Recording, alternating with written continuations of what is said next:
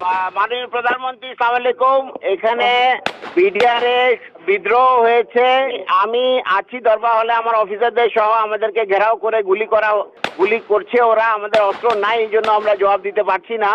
Already RAB move করছে, সেনাবাহিনীও move করবে।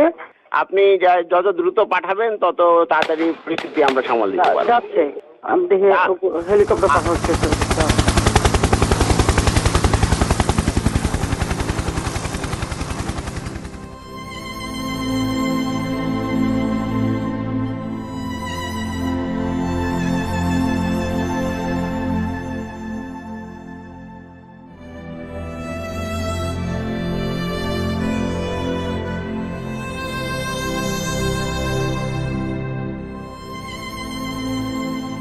25শে ফেব্রুয়ারি 2009 সেদিন আনুমানিক সকাল 9টায় আমি ফোন কল পাই পিলখানা থেকে, এবং তখন সেই ফোন কলের মাধ্যমেই জানতে পারি যে পিলখানাতে আমাদের সামরিক অফিসাররা আক্রান্ত হয়েছেন।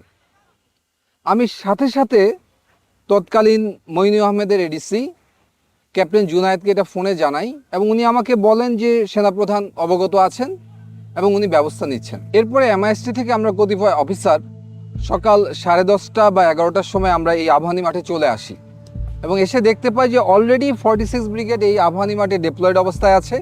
শুধু আবাহনী মাঠেই না, 46 ব্রিগেডের একটি অংশ এই মেডিনোভার সামনে এই রাস্তায় পিছনের গলিতে ভারী অস্ত্রশস্ত্র নিয়ে সকাল 10:30 থেকে অপারেশন পরিচালনা করার জন্য রেডি ছিল। এর বাইরেও পিলখানার 3 নম্বর এবং 5 নম্বর গেটে র্যাবের একটি সেকশন এবং একটি প্লাটুন অপারেশন রেডিনেস অবস্থায় ছিল।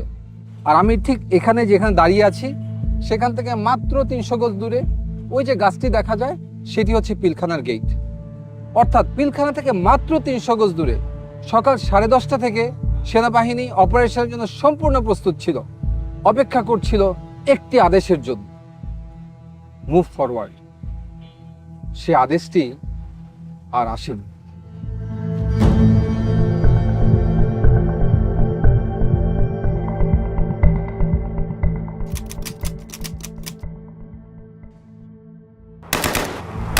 আমাদের কাছে সর্বোচ্চ অস্ত্রটাই ছিল হচ্ছে 12 বোরের শর্টগানগুলো। তো সেই হিসেবে আমরা শর্টগান ফায়ার করে আমরা গেটের দিকে এগিয়ে যেতে থাকি, এবং একটু পরেই আমরা নিউ মার্কেট গেটটা দখল করি। র্যাবের তৎকালীন এডিজি ছিলেন হচ্ছে কর্নেল রেজানুর খান।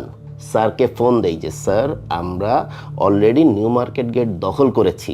তৎক্ষণাৎ উনি মারাত্মক মাত্রায় ক্ষিপ্ত হয়ে যান যে তোমাকে কে অর্ডার দিয়েছে ফায়ার ওপেন করার জন্য, বা তোমাকে এই গেট দখল করার জন্য কে অর্ডার দিয়েছে। উনি তৎক্ষণাৎ বলেন ওইখান থেকে ফল ব্যাক করো, এবং তোমরা এক্স্যাক্টলি যে নীলক্ষেতের যে মোড়, যেটা চৌরাস্তার মোড়, এর সামনে কোনোভাবেই যেন আমরা না যাই। এর ভিতরে আমি ফোন পেলাম এডিজি কর্নেল রেজানুর খানের কাছে। উনি আমাদেরকে বললো যে তোমরা ভিতরে প্রবেশ করবে না এবং গুলি আপাতত করবে না, আমরা জানাবো কি করতে হবে। মাননীয় প্রধানমন্ত্রী আলোচনা করতে বলেছেন, এবং তাদের সাথে আলোচনার মাধ্যমেই সমস্ত কিছু সলিউশন হয়ে যাবে।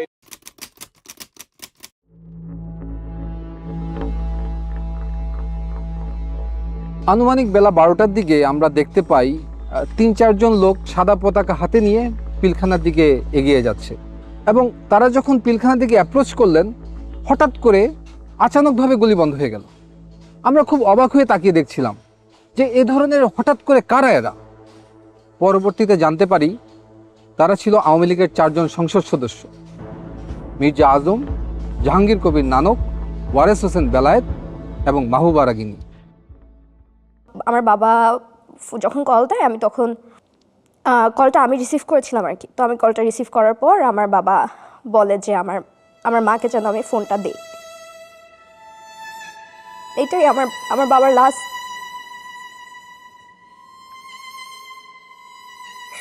এরপর আর কোনোদিন আমি আমার বাবার ভয়েস শুনি নাই।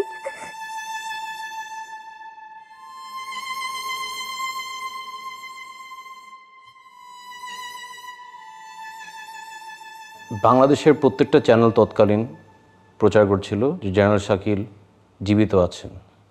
শুধু একমাত্র দেখি এনডিটিভি বা ইন্ডিয়ান একটা চ্যানেল প্রচার করলেন সকাল সকাল যে general Shakil has been assassinated. কোনো সন্তান তো এই সংবাদ বিশ্বাস করতে যাবে না। এত তাড়াতাড়ি সব কিছু হচ্ছিল, কেউ কিছু বলছিল না। আঙ্কেল আন্টিরা ছিল, বলতাম যে আমি বাসায় যাব, ওটার কোনো উত্তর ছিল না। হলে আব্বু আমার সাথে কথা বলবো, কেউ উত্তর দিচ্ছিল না আমাদের।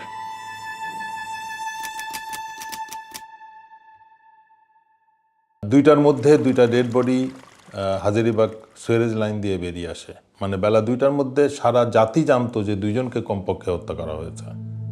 এই আবাহনী মাঠে আমাদের গ্রাউন্ড কমান্ডার ছিলেন ব্রিগেডিয়ার হাকিম স্যার। ব্রিগেডিয়ার হাকিম স্যারকে আমরা বারবার প্রশ্ন করি, কখন আমরা ভিতরে যাব, কখন আমাদের ভাইদেরকে উদ্ধার করব, তাদের পরিবারদেরকে উদ্ধার করব। উনি বলেন সেনাপ্রধান তৎকালীন প্রধানমন্ত্রী শেখ হাসিনার সাথে বিষয়টি আলোচনা করছেন এবং ওনার আদেশ পেলেই আমরা মুভ করব।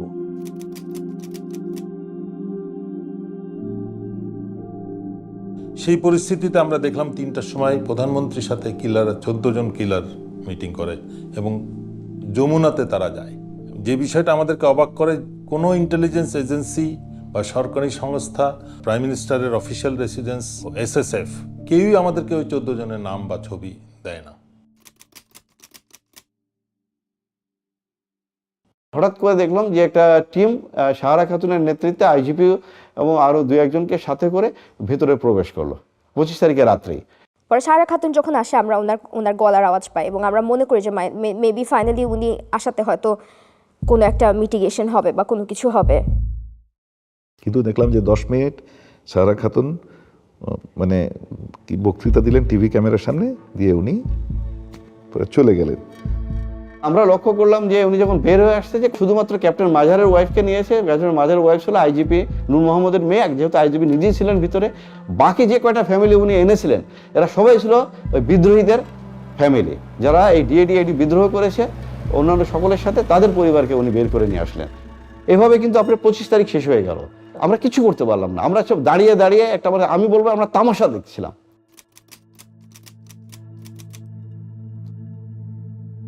26শে ফেব্রুয়ারি সারাদিন আমরা ইউনিফর্ম পরে অস্ত্র হাতে এখানে অপেক্ষা করছি কখন আমার ভাইদেরকে উদ্ধার করব।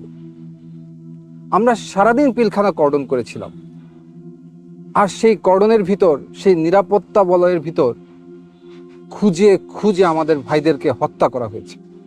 সেনাবাহিনীর military academy training, commando training, এগুলোর কি মূল্য আছে যদি এই সব দুর্যোগ মুহূর্তে, অরাজক মুহূর্তে আমাদের ভাইদেরকে উদ্ধার করতে না পারি? যুদ্ধক্ষেত্রে তাহলে আমরা কি করব? Indecision, waiting for political order, নাকি সেটা হবে মিলিটারি এক্সিকিউশন অর্ডার? সেই প্রশ্নটা আজকে আমি আপনাদের কাছে রাখতে চাই।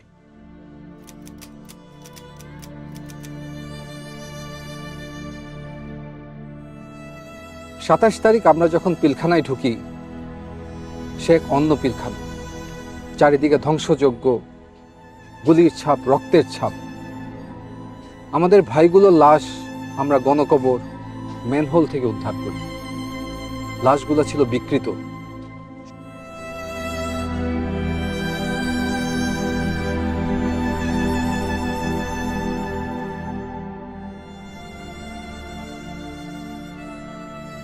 সমস্ত বাড়িঘর ছিল জ্বালানো, পোড়ানো, লুটতরাজের চিহ্ন।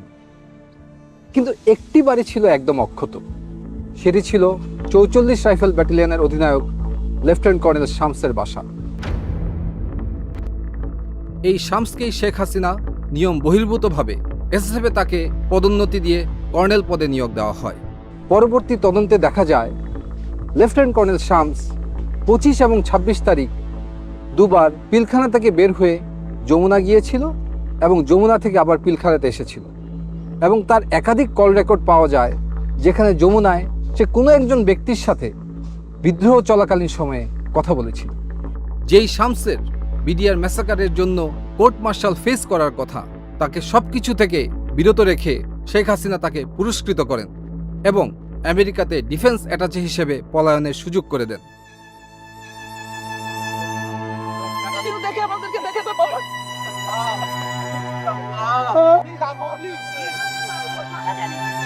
ঠিক আছে, আসো আনো, তুমি ওখানে বসো।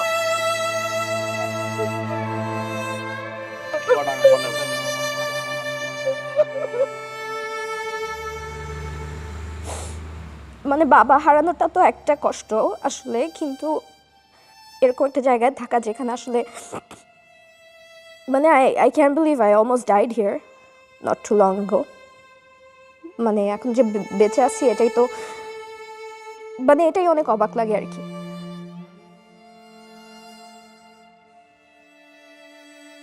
আমার বাবার মাথায় গুলি লেগেছিল এবং এই জায়গাটা থ্যাতলানো ছিল এবং খুব সম্ভবত গুলিটা গাল দিয়ে বের হয়ে গেছে।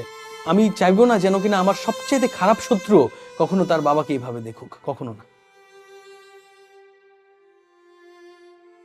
মাঝে মাঝে নিজেকে বলতাম, আল্লাহ এটা একটা দুঃস্বপ্ন, কেন জানি দরজা খুললে মনে হয় বাবা আম্মু চলে আসবে। এই দুঃস্বপ্ন থেকে আর উঠতে পারলাম না। সেদিন সার্চ অ্যান্ড রেস্কিউ টিমে যারা ভিতরে ঢুকেছিল তাদের ভিতরে একজন ছিল ক্যাপ্টেন শাহনাজ। এসএমজিটি সিলিংটা নরমাল সিলিং এর মতো না, একটু টেল ইউ দ্যাট এই সিলিং বাইনোকুলারটা আমরা আরবি তো ব্যবহার করি না, আমার জানার মতে বিডিআর ব্যবহার করে না। তো ওইটাই আমার কাছে ফার্স্ট ইয়ে লাগছে যে এটা বাধা কেন এরকম, আর এই সিলিংটার মধ্যে টাইগার লেখা, কিন্তু ওইটা একটা ordinance issue item, but not from our military. এই কোশ্চেনগুলো তো আসলে মানে এটার পরিষ্কার উত্তর পাওয়া দরকার।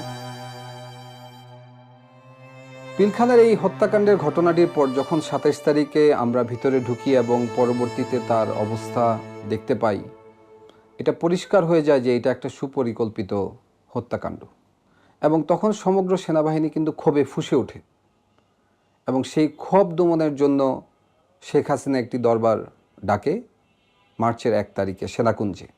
এই ঘটনায় সমস্ত সামরিক অফিসাররা এখানে উপস্থিত যারা ছিল তারা ক্ষোভে বিক্ষুব্ধ হয়ে ওঠে। মাননীয় প্রধানমন্ত্রী আপনার সাথে যখন কথা হচ্ছিল মহাপরিচালকের, যদি তখন আপনি সেনাবাহিনী পাঠাতেন, ল্যাব পাঠাতেন, আবার আপনার মন্ত্রীরা তারা দরবারভাবে ঢুকেছে আধা ঘন্টা পরে এবং তারা কিলিং শুরু করেছে 11:30 থেকে 11টার পরে। তার আগে কাউকে মানে নাই, কিন্তু যদি র্যাব সেনাবাহিনী এই একজন থেকে এইটুকু যদি 1 ঘন্টার মধ্যে ঢুকতে না পারে, সেই সেনাবাহিনী আমাদের দরকার নাই, দরকার নেই আমাদের। আমরা অসহায়ের মতো ওখানে বসে আছি, সবাইকে বলা হচ্ছে, সবাই আমাকে বলছে আসছে আসছে, কেউ আসলো না। তখন যদি ইচ্ছে আমার সেনাবাহিনী কোথাও আমাদের একটা ট্রেন পাঠাতো, অথবা একটা যদি আমাদের কমান্ডো বাহিনী একটা ল্যাটনও যদি যেত, ওরা পিপিলিকের মতো পাঠিয়ে যেত, কিন্তু কেউ গেল না। অসহায়ের মতো আমার অফিসারগুলো সব মেরে ফেললো, সব মেরে ফেললো।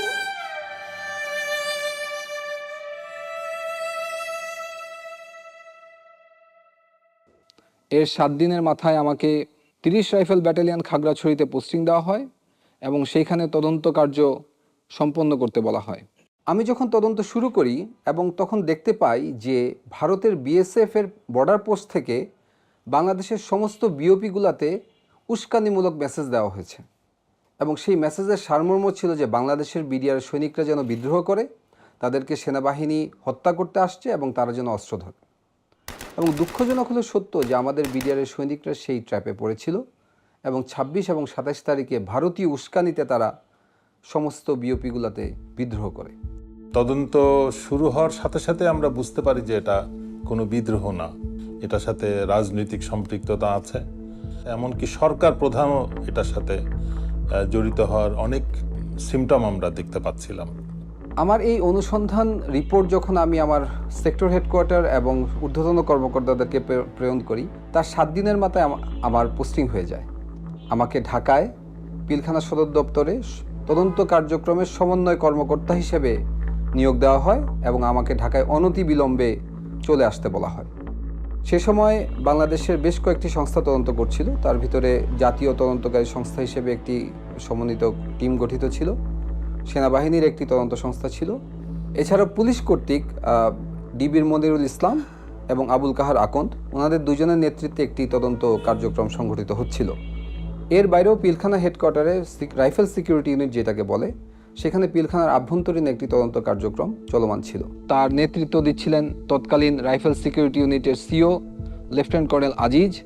এবং আমি খুব অবাক হয়ে লক্ষ্য করি যে র্যাব কর্তৃক সবচেয়ে বেশি তথ্য উপাত্ত সংগ্রহ করা হয়েছিল, কিন্তু কোনো এক অজানা কারণে র্যাবকে সেই তদন্ত থেকে সরিয়ে দেওয়া হয়। এই র্যাবের টিম যারা ছিল, টাস্কফোর্স ইন্টেলিজেন্স টিম যেটা ছিল, ওদের তরফ থেকে কিছু তথ্য আসে এবং ওইগুলো নিয়ে আমরা কাজ শুরু করি। তখন মোটামুটি স্পষ্ট হয়ে যায় যে এটা কোনো বিদ্রোহ না, এটা রীতিমতো পরিকল্পিত হত্যাকাণ্ড। এই হত্যাকাণ্ডের ষড়যন্ত্র 2007 সাল থেকে শুরু হয়েছে। এটা শুধু একদিনের ঘটনা নয়। 2007 সালে সর্বপ্রথম ব্যারিস্টার ফজলুল তাপসের কাছে বিডিআরের একদল সৈনিক যায় এবং সেখান থেকে এর ষড়যন্ত্র শুরু। পরবর্তীতে বিভিন্ন পর্যায়ে ব্যারিস্টার শেখ ফজলুল তাপস, জাহাঙ্গীর কবির নানক, মির্জা আজম, শেখ সেলিম, লেদার লিটন, আওয়ামী লীগ নেতা তোরাব আলী, তারা বিভিন্ন সময় বিডিআর সৈনিকদের সাথে মিটিং করে এবং কিভাবে এটা এক্সিকিউশন করা হবে সেই ব্যাপারে তারা পরিকল্পনা করে। শেখ ফজলুল তাপস 2007-08 সালে প্রতি জুম্মার নামাজ উনি বিডিআর মসজিদে পড়তেন এবং নামাজ পরবর্তী সময়ে উনি বিডিআর সৈনিকদের সাথে ঘণ্টাখানেক মিটিং করতেন এবং এই পরিকল্পনার নেতৃত্ব দিতেন সাবেক বিডিআর সদস্য তোরাব আলী এবং তার ছেলে লেদার লিটন। দুজন রাজসাক্ষী ছিলেন, বিডিআর মসজিদের পেশ ইমাম, এছাড়াও বিডিআর একজন সৈনিক। পেশ ইমাম সাহেব উনি সুস্পষ্টভাবে ব্যারিস্টার তাপসের কথা উল্লেখ করেছিলেন এবং আরও কিছু রাজনৈতিক ব্যক্তিবর্গের কথা উল্লেখ করেছিলেন যারা বিভিন্ন সময় বিডিআর মসজিদের ভিতরে মিটিং করতে উনি দেখেছেন, কিছু কিছু কথা তিনি ওভারহিয়ারও করেছেন। পেশ ইমাম সাহেবকে আবুল কাহার আকন ডেকে নিয়ে যায় জিজ্ঞাসাবাদের জন্য এবং পরবর্তীতে উনি জীবিত আর ফিরে আসেননি। আমার আব্বুকে এটা বলা হয় যে আপনার ভারপ্রাপ্ত থেকে আপনাকে পার্মানেন্ট পেশ ইমাম করা হবে। শুধু এই যে স্টেটমেন্টটা লিখিত যেটা সরকার থেকে দেওয়া হয়েছে সেই স্টেটমেন্টটা দিতে বলা হয়েছে। আর আব্বু যে স্টেটমেন্টগুলোতে বলছে মিটিংয়ের কথা, দরবার হলে কাদেরকে চিনছে তাদের কথা, সেগুলো সবগুলো নিয়েই সমস্যা করা হয়েছে, যে চেঞ্জ করতে বলা হয়েছে। 11ই মার্চ আব্বু মারা যায়। আব্বুর পোস্টমর্টেম হয় ঢাকা মেডিকেল কলেজ হসপিটালে। পোস্টমর্টেম হয়, জানাজা হয়, কিন্তু এই পোস্টমর্টেম রিপোর্ট আজও আমরা পাই নাই।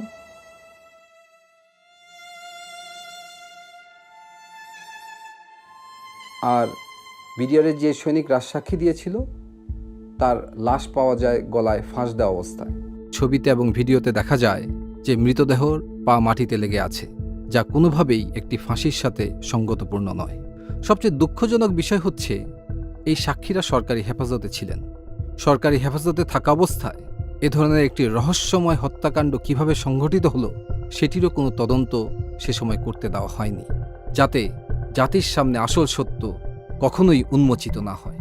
যে 2008 সালের শেষের দিকে বাংলাদেশের সমস্ত ডিএডি এবং 2009 সালের প্রথম দিকে সমস্ত ডিএডি এই ষড়যন্ত্রে সামিল হয়েছিল এবং তারা শেখ ফজলুল তাপস, জাহাঙ্গীর কবির নানকের সাথে 22শে ফেব্রুয়ারি দেখা করেন। এর পূর্বে বিডিআরের একটি গ্রুপ আওয়ামী লীগের শেখ সেলিমের বাসায় দেখা করে, যার নেতৃত্ব দেন ডিএডি হাবিব। কীভাবে লাশ সরানো হবে সে ব্যাপারেও তারা বিস্তারিত আলাপ আলোচনা করেছেন। আর এই সমস্ত কিছু রিপোর্টে আমি সংশ্লিষ্ট করে যখন তৎকালীন প্রধানমন্ত্রী শেখ হাসিনার কাছে উপস্থাপন করা হয়, উনি খুব ক্ষুব্ধ হন এবং ফাইলটি উনি ছুঁড়ে ফেলে দেন। জেনারেল মইনুলকে বলেন, হোয়াট ওয়াজ দ্য অর্ডার? এই ঘটনার পর সভাপতি জেনারেল মইনুল খুব ক্ষুব্ধ হন। উনি আমাকে সরাসরি মনিরুল ইসলাম এবং আবুল কাহার আকন্দের রিপোর্টকে ফলো করতে বলেন এবং আমাকে 5 দিন সময় দেন। আমি 5 দিন পরে সেই একই রিপোর্ট তাকে আমি প্রদান করি। উনি আমাকে দিকে তাকিয়ে জিজ্ঞেস করেন, হোয়াই?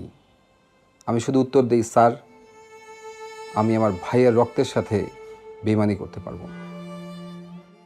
ওই পরিপ্রেক্ষিতে আমি ডিসাইড করি যে না, এই আর অবহেলা গ্রহণযোগ্য হবে না। তখন আমি নোট অফ ডিসেন্ট দেই এবং ডিসএগ্রি করি এবং তাদেরকে কোনো সুযোগ দেই নাই যে আলাদা কোনো পেজ আমি নোট অফ ডিসেন্টে ইনসার্ট করব, সেটা ছিঁড়ে ফেলে দিবে। আমি আমার সিগনেচারের উপরে এক সেন্টেন্সে লিখে দিই যে এই ধরনের রাষ্ট্রীয় গুরুত্বপূর্ণ বিষয়ের তদন্তে অবহেলা গ্রহণযোগ্য নয়। একজন সার্ভিং আর্মি অফিসার হিসেবে সরকারি নির্দেশে পিলখানা তদন্ত কার্যক্রম সমন্বয় করার সময় হঠাৎ একদিন আমি আবিষ্কার করি আমাকে আমারই বাহিনীর লোকজন গুম করেছে তারা আমাকে নিয়ে যায় ডিজিএফআইতে এবং সেখানে আমাকে তাদের কাস্টডিতে এবং আয়নাঘরের বন্দী হিসেবে 361 দিন গুম করে রাখে। সেখানে আমি আরো বুঝতে পারি আমার মতো আরো অনেক সামরিক অফিসার সেই আয়নাঘরের বন্দী। কি অপরাধ ছিল আমাদের! পিলখানার এই নির্মম হত্যাকাণ্ডের পিছনে যে রাজনৈতিক ব্যক্তিবর্গ ছিল তাদের মুখোশ উন্মোচন করাই ছিল আমার অপরাধ। সত্যকে উদ্ঘাটন করাই কি ছিল আমার অপরাধ? জাতির কাছে আমি আজকে এই একটি প্রশ্ন করে যেতে চাই। আমার বিয়ে ঠিক 10 দিনের মাথায় হঠাৎ তার ফোন বন্ধ, আমরা জানি না সে বেঁচে আছে কিনা। তখন আমার নামে একটি মিথ্যা মামলা সাজানো হয়। আমাকে বলা হয় আমি ব্যারিস্টার ফজলিনুর তাপসের উপর বোমা হামলা ষড়যন্ত্র করেছি। দৈনিক বাংলা ভবনে একটা এসিড কম্প্রেসার ব্লাস্ট হয়ে নিচে একটা গাড়ির গ্লাসের উপরে পড়ে এবং গ্লাসটা ভেঙে যায়। এটাই হচ্ছে মূল ঘটনা ছিল, যেটা তখন সমস্ত টিভির স্ক্রলে প্রথম নিউজ এটাই আসে। পরবর্তীতে একদিন পরে নিউজ টোটাল চেঞ্জ হয়ে যায় যে এখানে একটা বোমা হামলা হয়েছে। তারা আমার সদ্য বিবাহিত স্ত্রীর একটি ভিডিও দেখায়। সেখানে দেখা যায় যে আমার স্ত্রী আমার শাশুড়ি সহ কোন এক জায়গায় যাচ্ছেন এবং তখন এই ভিডিও দেখিয়ে তারা আমাকে একটি সাদা কাগজ দেয়। আমি এর মর্ম বুঝতে পারি। আমি সাদা কাগজে স্বাক্ষর দিয়ে দিই। 9 নভেম্বরে হঠাৎ করে আমাদেরকে বলা হলো যে 5 বছরের জেল। গত বছরই এই মামলার টোটাল ফাইনাল রিপোর্টটা দেয় যে ওইখানে এই ধরনের কোনো ঘটনাই ঘটেনি, অথচ আমাদের জীবন থেকে 5 বছর চলে যায় শুধুমাত্র এই ধরনের একটা কেসে নিয়ে। যারা যারা এই নৃশংসতম হত্যাকাণ্ডের সত্য বের করতে চেয়েছে, এই সত্যের পিছনে যারা কাজ করেছে, প্রত্যেকটা পরিবারকে নানাভাবে অপমান, নির্যাতন, জুলুম, জেল অথবা গুমের শিকার হতে হয়েছে। এই ঘটনাটা মানে আওয়ামী সরকারকে প্রচণ্ড আত্মবিশ্বাসী করে তুলেছিল। কারণ হচ্ছে তারা বুঝতে পেরেছিল যে বড় একটা অঘটন ঘটিয়েও তারা সেটাকে চাপা দিতে পারবে। মানে তাদের আত্মবিশ্বাসটা বেড়ে গিয়েছিল এবং সাধারণ মানুষের মধ্যে একটা ভয় ঢুকে গিয়েছিল। মানে ধীরে ধীরে যেটা হয়েছিল যে রাষ্ট্রের ইনস্টিটিউশন সব ধ্বংস হয়ে গেছে, একদম প্রত্যেকটা ইনস্টিটিউশন যদি কাজ না করে তাহলে কোনো গণতন্ত্র টিকতে পারে না, কোনো রাষ্ট্র দাঁড়াতে পারে না, কোনো পজিটিভ কিছু দেখা যায় না, বিশেষ করে ইলেকশনগুলা। তো ইনস্টিটিউশনগুলা ধীরে ধীরে আওয়ামী গভর্নমেন্ট মানে ইচ্ছাকৃতভাবে ধ্বংস করেছে, যাতে করে কোনো কিছু বাংলাদেশের ভবিষ্যৎ না থাকে। এবং আমার মনে হয় এতে উদ্দেশ্যটা ছিল অন্য রাষ্ট্রকে সাপোর্ট দেয়া, যাতে হচ্ছে সেই রাষ্ট্রটার একটা করদরাজ্য হয়ে আমরা টিকে থাকি। 36 ঘন্টার সেই রাষ্ট্রীয় বিট্রিয়ালে জন্ম নেওয়া ফ্যাসিস্ট সরকারের অবসান হয় 36শে জুলাই ছাত্র জনতার অভ্যুত্থানের মাধ্যমে। আমরা চাই না বাংলাদেশে আর কোনো দেশবিরোধী শক্তির আগমন ঘটুক।